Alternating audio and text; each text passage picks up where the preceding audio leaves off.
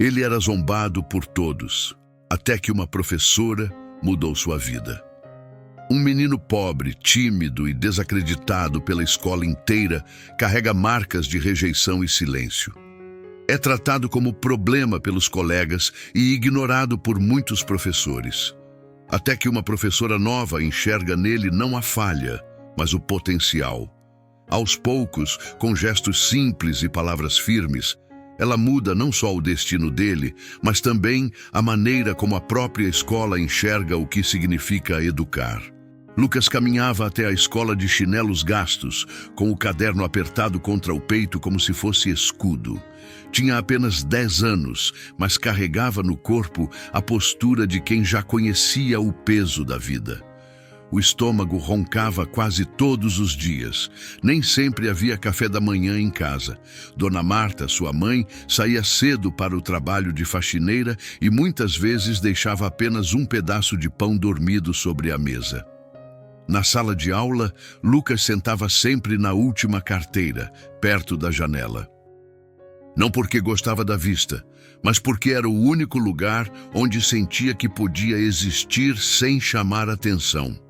Os colegas o ignoravam ou riam de suas roupas surradas. Rafael, em especial, parecia ter prazer em lembrá-lo de sua condição. "Olha lá o pobrezinho, será que trouxe a merenda hoje?" dizia em voz alta, arrancando risadas da turma. Lucas fingia não ouvir, mas por dentro cada palavra doía como pedrada. Queria desaparecer. Queria não ter que levantar a mão toda vez que a professora antiga fazia perguntas, porque sabia que a resposta certa nunca apagava a chacota. Naquela escola, ele era apenas um número em lista de chamada, uma presença quase invisível. Seu Álvaro, o diretor, já havia comentado em reunião: "Esse menino não vai longe, não tem estrutura em casa, é questão de tempo até desistir." Palavras que se repetiam como sentença. Em casa, a mãe fazia o possível para esconder o desespero. Dona Marta trabalhava em 3 casas diferentes, lavando banheiros e esfregando pisos até a pele rachar. Voltava tarde, exausta, mas sempre perguntava: "Estudou hoje, meu filho?" Lucas balançava a cabeça, mesmo quando não tinha conseguido se concentrar de estômago vazio. O olhar dela misturava orgulho e culpa. Naquela rotina, o menino aprendeu a se encolher. Sonhava em ser visto, mas temia que, quando fosse, só encontrassem motivo para rir. A escola municipal Esperança do Amanhã tinha um nome bonito, mas pouco a ver com a realidade que se desenrolava entre seus corredores. As paredes descascadas mostravam camadas de tinta antiga e os ventiladores de teto rodavam lentamente, como se estivessem cansados demais para cumprir sua função. Os professores chegavam às salas com pilhas de cadernos debaixo do braço, semblante exausto e um olhar que misturava rotina com indiferença. Muitos já não acreditavam no poder de mudar a vida dos alunos. Davam a matéria mecanicamente, recolhiam os trabalhos e iam embora. Para eles, turmas cheias e salários baixos eram desculpas para não se envolver demais. No meio disso, Lucas seguia invisível. Fazia as lições com letra pequena e cuidadosa, mas raramente alguém reparava. Quando errava, recebia broncas públicas. "Presta atenção, menino, assim você nunca aprende." Essas palavras, ditas diante da turma, viravam munição para Rafael e seu grupo de amigos. "Tá vendo? Nem com lição de casa esse aí dá conta." Zombava Rafael, arrancando gargalhadas. Lucas abaixava a cabeça, sentindo o rosto arder. Nunca respondia. Sua forma de se defender era o silêncio. O recreio era o pior momento. Enquanto os colegas abriam pacotes de salgadinho e latas de refrigerante, Lucas ficava sentado num canto do pátio, muitas vezes apenas com um pedaço de pão seco que a mãe conseguira separar. O estômago doía, mas a vergonha doía mais. Sabia que qualquer olhar curioso poderia se transformar em piada. A hostilidade não vinha apenas dos colegas. O diretor, seu Álvaro, vivia repetindo: esses meninos sem estrutura em casa só dão trabalho. São indisciplinados, não querem nada com nada. Ele nunca dizia isso olhando diretamente para Lucas, mas o menino sentia como se as palavras fossem carimbadas em sua testa. O ambiente escolar, que deveria ser abrigo, era mais um campo de batalha. Lucas atravessava os dias como quem caminha num campo minado, tentando não errar, não chamar atenção, não ser motivo de riso. Mas, por mais que se esforçasse, a vida parecia insistir em lembrá-lo de que, para a maioria, ele era apenas o garoto pobre da última carteira. Na segunda-feira de céu branco e calor preguiçoso, a sala do 5º ano recebeu um rumor diferente. A professora titular entrara em licença médica e, no lugar dela, chegaria uma substituta. Foi o que avisou o inspetor, empurrando a porta com o ombro e recitando a notícia como quem anuncia troca de lâmpada. Necessário, prático, sem emoção. Lucas ajeitou o caderno e mirou a janela, tentando se tornar parte do azulejo. Rafael cutucou o colega da frente, já afiando a língua. Professor Nova era sempre oportunidade de espetáculo. A porta se abriu e ela entrou. Helena, 30 e poucos anos, cabelos presos num coque despretensioso, vestido simples de algodão, um colar com pingente de lápis. Não tinha a pressa cansada de quem só cumpre tabela. Trazia uma mochila pesada de livros e um olhar que fazia algo raro. Demorava. Demorava no rosto de cada aluno, como quem lê capas antes de abrir as páginas. Alguns se remexeram desconfortáveis, outros retribuíram com desafio. Quando os olhos de Helena chegaram ao fundo da sala, na última carteira perto da janela, pararam. Lucas sentiu. Não era o olhar de quem confere presença, era o de quem pergunta: "Você está aí?" "Bom dia." A voz dela era clara, firme, sem grito. "Eu sou a professora Helena, e antes de qualquer coisa quero aprender os nomes de vocês. Todos."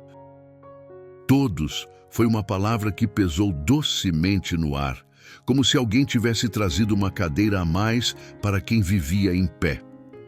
Ela distribuiu cartões pequenos, feitos de papel pardo, com uma pergunta escrita à mão: "O que você quer que eu saiba sobre você?" Nada de prova relâmpago, nada de copiem do quadro, um convite. Rafael riu, alto. "Eu quero que a senhora saiba que eu sou o melhor do time de futsal." Helena sorriu de volta. "Ótimo, Rafael. Vou querer ver um jogo." Ele se calou, sem ter encontrado resistência onde esperava atrito. Lucas segurou o cartão como quem segura um pássaro arisco. Mordeu o lápis. O que ele queria que alguém soubesse sobre ele? Que a merenda às vezes era o único almoço? Que o pão de casa vinha sem recheio e com culpa? Que ele gostava de desenhar mapas de lugares que nunca visitou? Escreveu devagar, letra pequena e caprichada, como quem borda segredo: "Meu nome é Lucas. Eu gosto de silêncio. Eu tento não faltar. Minha mãe trabalha muito. Eu leio os cartazes da rua quando volto para casa." Pensou em acrescentar: "Às vezes eu sinto fome." Mas o lápis hesitou. Ficou assim. Helena coletou os cartões um por um, agradecendo cada aluno como se recebesse presente. Quando chegou a Lucas, não apanhou o papel e foi embora. Ajoelhou-se ao lado da carteira. "Posso sentar aqui um minutinho?" Ele assentiu, sem voz. "Obrigada." Leu o cartão em silêncio, depois ergueu os olhos. "Você disse que gosta de silêncio." "Eu também. É no silêncio que a gente escuta o que o mundo não grita. Você gosta do que de ler nos cartazes?" Lucas engoliu seco. Nunca ninguém lhe havia perguntado o que ele gostava, apenas o que faltava. Das palavras difíceis. Eu tento adivinhar o que significam. Então vamos fazer um trato. Quando uma palavra difícil aparecer, você me chama. Eu explico para a turma e você me ajuda a guardar. Palavras são casas. A gente abre, entra, vê como é por dentro. Depois pode morar nelas. Lucas balançou a cabeça, meio incrédulo, meio aquecido por dentro. Helena levantou-se e foi até o quadro. Escreveu rotina em letras grandes. A rotina de vocês me interessa. Quem aqui ajuda em casa? Metade das mãos subiu tímida. Quem cuida de irmão menor? Mais mãos. Quem trabalha com a família no fim de semana? Algumas. Lucas quase ergueu a sua, mas aprendeu sobre o caderno. Então vamos começar nossa aula com um mapa de rotinas. Quero cada um desenhando uma linha do tempo do seu dia. A hora que acorda, o caminho até a escola, o recreio, a volta. Um aluno reclamou: "Mas professora, isso não é português." "Tudo é português quando a gente escreve e lê." Sorriu. "E tudo é matemática quando a gente organiza o tempo. E é geografia quando desenha o caminho. A vida não vem separada em matérias, a gente que separa. Hoje, quero a vida toda no papel." Rafael cochichou algo tentando provocar risos. Helena não o ignorou, nem o humilhou. Aproximou-se. "Rafael, você disse que é do futsal. O treino entra no seu dia, certo? Desenha o treino também e escreve como você se sente antes e depois." Ele franziu o senho, pego de surpresa por uma tarefa que lhe dava lugar, não só limite. "Antes eu fico ansioso, depois cansado, mas feliz." "Ótimo, é isso que eu quero. Palavras com corpo." Enquanto a classe trabalhava, Helena circulava entre carteiras, trocando duas frases, uma pergunta, um elogio real. Não aquele genérico que não gruda em ninguém. Chegando a Lucas, viu que o papel dele estava quase vazio. Ele desenhara uma casa pequena, 3 setas, a palavra merenda cercada por um retângulo. "Quer me contar seu caminho? Eu desenho com você, se quiser." Ele respirou. "Acordo cedo. Minha mãe já saiu às vezes. Eu varro a cozinha. Depois eu venho. Eu passo pela feira, leio as placas e chego. E à tarde?" Ele hesitou. "Às vezes eu ajudo um vizinho a carregar caixas." "Você escreve ajudo. Eu escrevo trabalho." Ela disse, firme e doce. "Isso tem peso e valor. Obrigada por me contar." No final da aula, Helena recolheu os mapas e anunciou: "A partir de hoje, a nossa turma terá um diário de palavras. Cada dia, uma palavra nova que vocês trazem da vida. Do ônibus, da feira, da TV, do cartaz da esquina. A gente descasca juntos e guarda numa prateleira aqui do quadro." Alguém perguntou o que ganhavam com isso. "Vocabulário. E com vocabulário a gente troca o mundo." E escreveu na lateral do quadro uma prateleira desenhada a giz. Acima, palavras que agora são nossas. O sinal tocou. Alunos saíram em tropel. Rafael passou por Lucas e, por reflexo antigo, preparou a alfinetada. Mas algo o conteve. Helena estava na porta, despedindo-se de um por um pelo nome. "Até amanhã, Rafael." Bom caminho, Aline." "Lucas, obrigada pelo mapa de rotina. Amanhã espero sua primeira palavra para a nossa prateleira, combinado?" Ele assentiu. O combinado pesou como promessa boa. No corredor, seu Álvaro apareceu, prancheta em punho. "Professora, seja bem-vinda. Só peço disciplina. Essa turma é difícil." Helena sorriu, sem abaixar os olhos. "Obrigada, diretor. Eu costumo começar ouvindo. Disciplina vem junto quando alguém é ouvido." Ele pigarreou, desconfortável com a resposta que não cabia na prancheta. Na saída, Lucas apressou o passo para alcançar a mãe no portão. Dona Marta havia conseguido um intervalo raro e viera buscá-lo.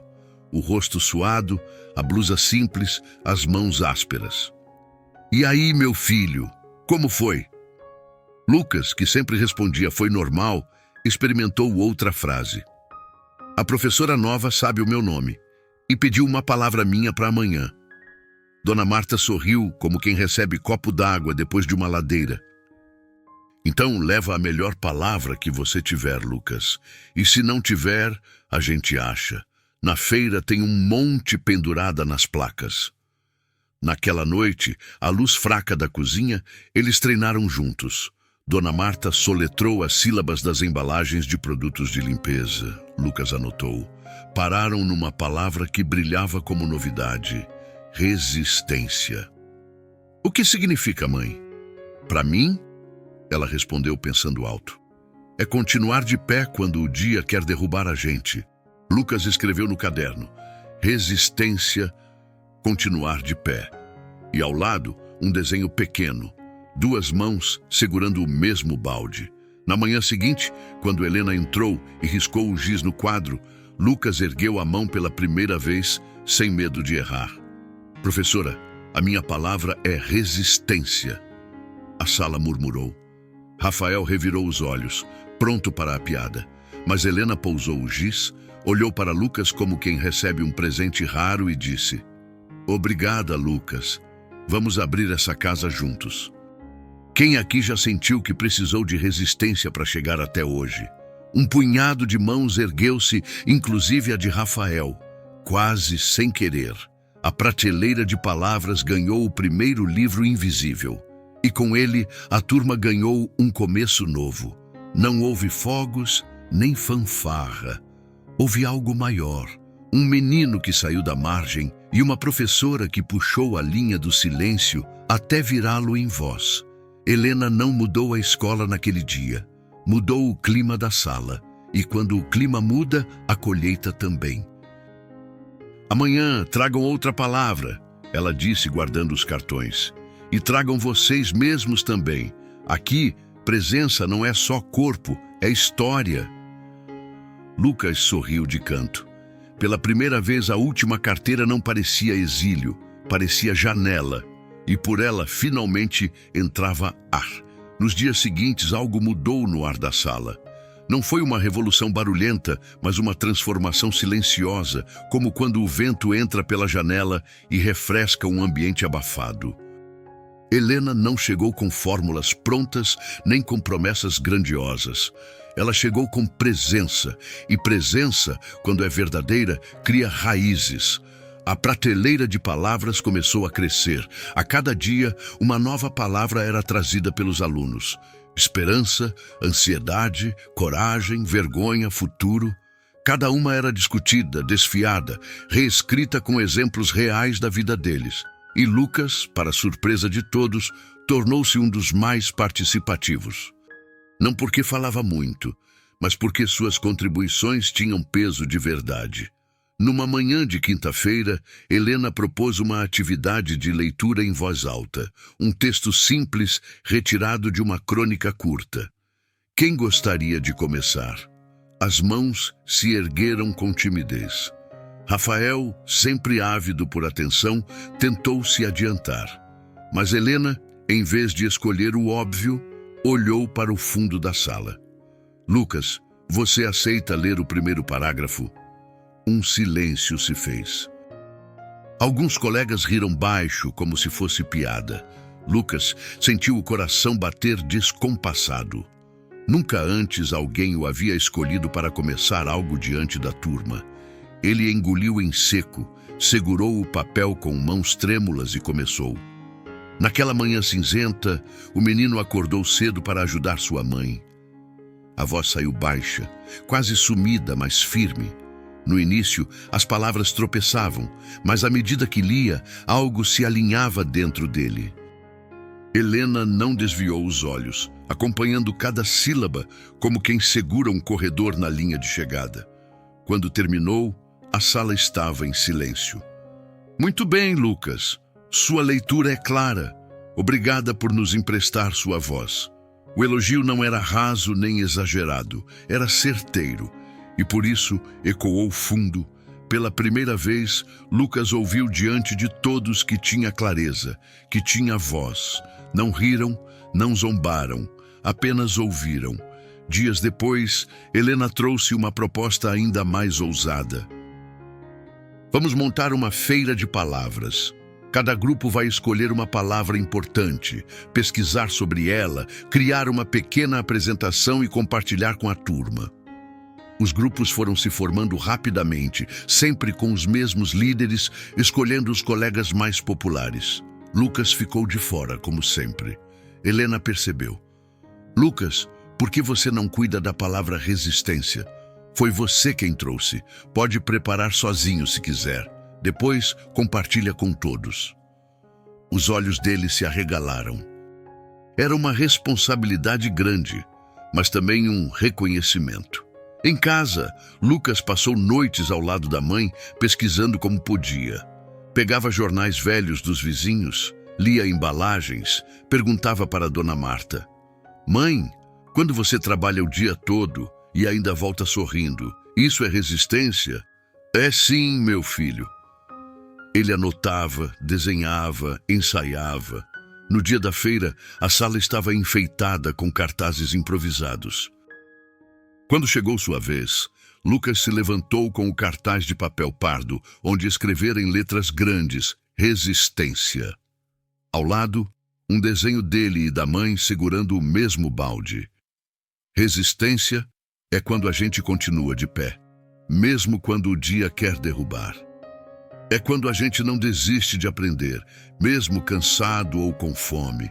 É quando minha mãe acorda cedo e trabalha muito, mas ainda encontra tempo para me ajudar a estudar. A sala silenciou. Rafael, que sempre zombava, não achou graça. Alguns colegas baixaram os olhos. Helena, com lágrimas contidas, bateu palmas devagar. Logo, toda a turma a acompanhou. Naquele instante, Lucas percebeu que a invisibilidade tinha rachado. Não era mais apenas o menino da última carteira. Era alguém que ensinava. A feira de palavras ainda ecoava na memória de Lucas como um raio de luz. Mas, como toda mudança, não seria aceita sem resistência. O ambiente da escola ainda carregava velhos hábitos: zombaria, descrédito, injustiça. E foi numa manhã de sexta-feira que tudo voltou a se provar.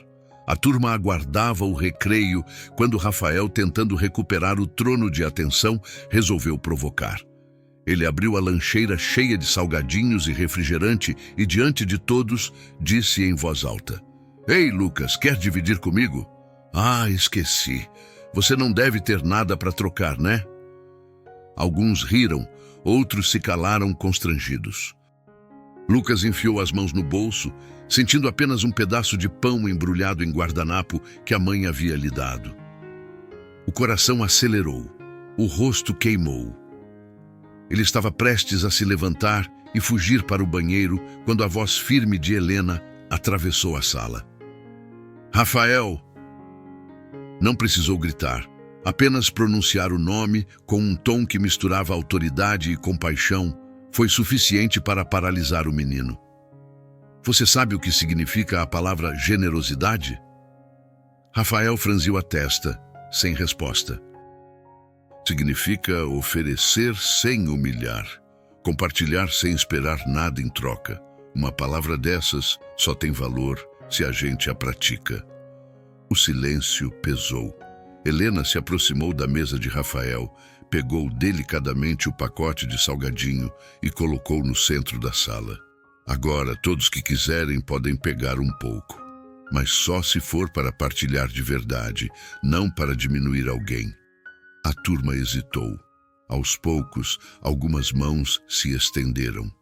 Lucas permaneceu imóvel, sem coragem de se mover. Helena então se voltou para ele. Lucas, você nos ensinou o que é resistência. Hoje, será que aceita ser o primeiro a ensinar generosidade também? Com passos tímidos, ele se levantou. Pegou uma pequena porção e, em vez de comer sozinho, dividiu com a colega ao lado. Um gesto simples, mas carregado de sentido. A sala inteira observou. Rafael, encabulado, murmurou algo inaudível. Pela primeira vez, não tinha plateia.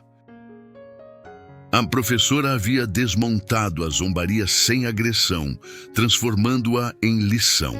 Na saída, Lucas ouviu cochichos diferentes. Não eram risadas de deboche, mas comentários surpresos. Ele que falou de resistência, agora foi o primeiro na generosidade. Para ele, aquilo não era apenas um episódio. Era a prova de que, quando alguém o defendia no momento certo, ele conseguia permanecer de pé. E isso mudava tudo. Na sala dos professores, seu Álvaro comentou com ironia: "Ouvi dizer que você andou fazendo dinâmica de lanche. Não vai perder tempo demais com essas coisas, professora. O foco aqui é disciplina." Helena respondeu com calma: "Diretor, disciplina sem humanidade é só silêncio forçado. O que aconteceu hoje foi educação de verdade." Ele pigarreou, sem réplica. Já estava claro que Helena não era do tipo que abaixava os olhos. Naquela noite, Lucas contou à mãe o que havia acontecido. Dona Marta segurou o rosto do filho entre as mãos, com lágrimas discretas. "Sabe o que eu vejo, meu filho? Que Deus colocou um anjo no seu caminho e que agora você nunca mais vai caminhar sozinho." Depois do episódio da generosidade, Lucas passou a ocupar outro lugar na sala. Ainda era tímido, ainda carregava a vergonha da pobreza e o peso da fome, mas havia uma chama acesa. E Helena sabia que uma chama pequena, se protegida do vento, pode iluminar muito. Numa manhã de segunda-feira, ela trouxe uma nova atividade. "Hoje não vamos só escrever, vamos desenhar. Quero que cada um represente em imagens a palavra que mais marcou vocês até agora na nossa prateleira." Os alunos pegaram lápis de cor, folhas, alguns rabiscando apressados só para terminar logo. Rafael desenhou uma bola de futsal para representar coragem. Outros fizeram corações, casas, árvores. Lucas, no entanto, mergulhou na tarefa. O silêncio dele era concentração. Enquanto os colegas brincavam, ele desenhava com traços firmes e surpreendentes. No papel, apareceu a figura de uma mulher, Marta, sua mãe, segurando um balde pesado, mas com o rosto erguido para o sol.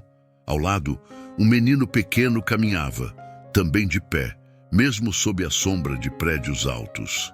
Acima deles, em letras caprichadas, a palavra resistência. Quando Helena passou entre as carteiras e viu o desenho, parou. Ficou em silêncio por alguns segundos, apenas contemplando. Depois, ergueu a folha. "Turma, quero mostrar algo a vocês." Os alunos olharam, curiosos. Alguns riram de seus próprios desenhos simples ao ver a cena de Lucas. Outros arregalaram os olhos. "Isso é mais que um desenho. É uma narrativa." Lucas conseguiu transformar uma palavra em história. Observem os detalhes, o esforço da mãe, a postura ereta do menino, a sombra dos prédios. Está tudo aqui. A sala silenciou. Pela primeira vez, não era um professor que corrigia Lucas em público. Era uma professora que o exaltava. "Lucas, você tem um talento raro. O desenho também é uma forma de escrever, e você escreve com imagens." O menino abaixou a cabeça, envergonhado, mas um sorriso tímido escapou. Nunca ninguém havia dito que ele era talentoso. Sempre ouvira o contrário: lento, distraído, pobre. Agora, uma nova palavra começava a colar em sua pele: capaz. Nos dias seguintes, Helena passou a incluir atividades visuais em suas aulas. E sempre que possível, pedia que Lucas ilustrasse algo no quadro. No início, os colegas riam, mas à medida que viam a habilidade dele florescer, o riso deu lugar à admiração. Alguns até começaram a pedir: "Lucas, faz o meu também?" Ele não fazia para todos, mas topava ensinar. Mostrava como sombrear, como dar movimento, como colocar sentimento numa linha. E, sem perceber, passou de invisível a referência. Em casa, Dona Marta chorou ao ver os desenhos. "Meu filho, você herdou a força da minha resistência, mas também herdou algo só seu, esse dom. Nunca deixe ninguém dizer que não vale nada. Helena, observando de perto, sabia. Aquela habilidade seria a chave para abrir portas que, até então, pareciam fechadas. Porque às vezes o maior milagre não é criar talento onde não existe, é apenas dar luz para que o talento escondido apareça. A primeira consequência apareceu dentro da própria sala de aula. Antes, Lucas era o alvo fácil de piadas. Agora, aos poucos, tornava-se referência. Não que os colegas tenham virado amigos de repente, mudança verdadeira nunca acontece da noite para o dia, mas havia um silêncio novo quando ele se levantava para mostrar algo. Um silêncio que não era de desprezo, mas de atenção. Até Rafael, o zombador, mudou o tom. Numa manhã, durante a atividade de grupo, ele cochichou. Ei, Lucas, faz o desenho do nosso cartaz, o seu é sempre melhor. Lucas hesitou. Tinha medo de virar motivo de riso de novo. Mas Helena, que observava de longe, percebeu a cena e interveio. Rafael, se você quer que Lucas ajude, ofereça algo em troca. Colaboração não é exploração. Rafael, meio sem graça, respondeu. Tá bom, eu escrevo o texto se ele fizer o desenho. Lucas concordou com um aceno tímido e, pela primeira vez, trabalharam juntos sem zombaria. A notícia sobre seu talento logo saiu da sala. Um dos cartazes desenhados por Lucas, retratando a palavra esperança, foi parar no mural da escola. Pais que passavam paravam para olhar. Professores que antes nem sabiam seu nome elogiavam em voz alta. Quem fez esse desenho foi aquele menino da última carteira? Perguntavam surpresos. No recreio, uma professora de artes, Dona Clarice, aproximou-se de Helena. Esse garoto tem uma sensibilidade rara. Precisa de incentivo. Quem sabe até uma bolsa em algum curso. Helena sorriu. Era exatamente isso que queria ouvir. Em casa, Dona Marta recebeu com lágrimas nos olhos o convite para uma reunião extraordinária. Estava acostumada a ser chamada só quando havia reclamações. Mas, dessa vez, Helena a recebeu com um abraço firme. Dona Marta, seu filho tem um talento incrível. Ele transforma palavras em imagens. Estamos pensando em inscrevê-lo num concurso de desenho escolar da região.